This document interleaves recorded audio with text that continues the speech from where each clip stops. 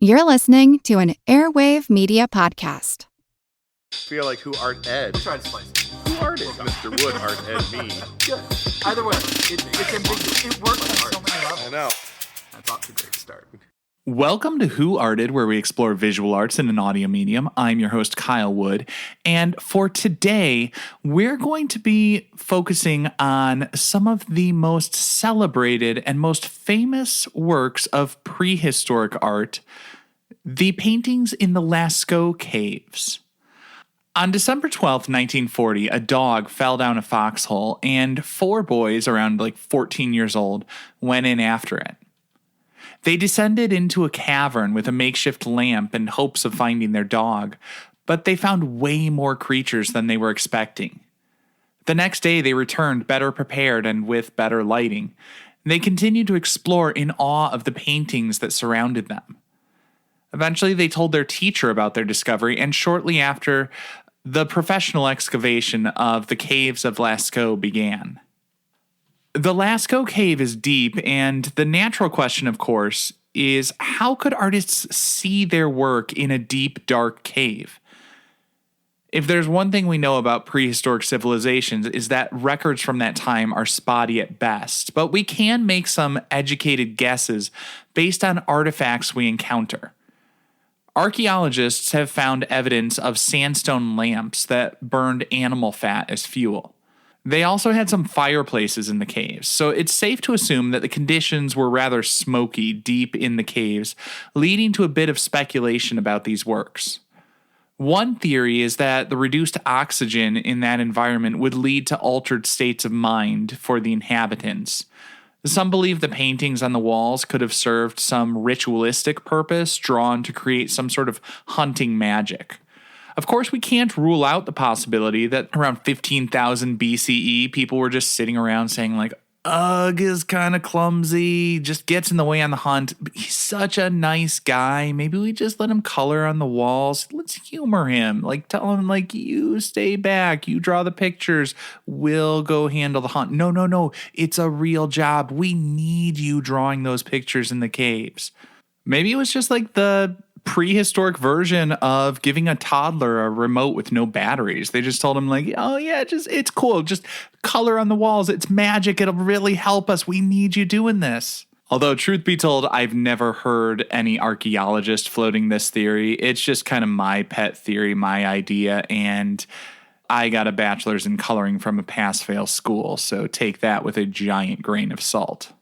Of course, the amount of work they went to create so many paintings and etchings. It's actually not just painted on the walls. The images are also etched into the walls. So it probably did serve a legit purpose of some sort. Now, if I could get back to that lighting detail I mentioned earlier, they found evidence of sandstone lamps, and the light came from flames. I think that's important to understand. Today, some archaeologists suggest that the dim flickering light from the old lamps was actually crucial to appreciating the artwork. Today, when people look at the art from the Lascaux Caves, or rather look at reproductions of the work, either in photographs or the replica constructed after access to the actual cave site was closed for preservation, people are often awestruck by the massive images they see depicted. They're illuminated by bright, modern lights. We see hundreds of animals, but around 17,000 years ago, prehistoric artists and audiences would see just a small portion at a time under the flickering firelight.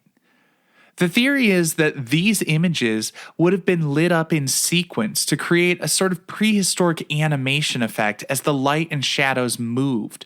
The flickering flame creates almost a strobe effect, and in the dim light, our eyes see things a little bit differently. It creates this sensation of movement, even though it was a series of still pictures. You might think of it as the first animations, or looking at a comic strip, but only lighting up and only making visible one panel at a time. While we are unsure of the exact intentions of the artists and the audience, we do know that these works were created intentionally and with great care. Evidence of the labor can be found not only in the number of animals depicted, there were around 600 paintings and 1,500 engravings in the Lascaux caves. Additionally, some of the pigments used, like manganese oxide, would have been rather difficult for prehistoric artists in that area to acquire. There are no known manganese oxide sources in the immediate area. The closest known source would be about 100 miles away. And while it was reasonably common for prehistoric artists to go maybe a few miles to gather materials, that distance indicates a tremendous effort and tremendous dedication from the artists, and it points to the possibility of trade or supply routes in the ancient past. As I said, the cave was closed to the public in 1963, just 2 decades after its discovery in the modern era. I guess it really doesn't take us that long to ruin things in this world, but this was because visitors were causing irreparable damage to the cave art. The increased CO2, the heat, humidity they were getting like 1,200 daily visitors, and this led to algae growth, among other issues, and it was destroying those works of art that had been there for thousands of years. Still, if you want to see the caves and appreciate one of the greatest artistic achievements of the prehistoric world, you can visit Lascaux 2. A replica was opened in 1983. And of course, if you aren't able to make it out to Lascaux physically, you can always go virtually. One of the wonders of the contemporary world is that you don't have to go anywhere to appreciate the wonders of the ancient world. You can see it all on Google Arts and Culture.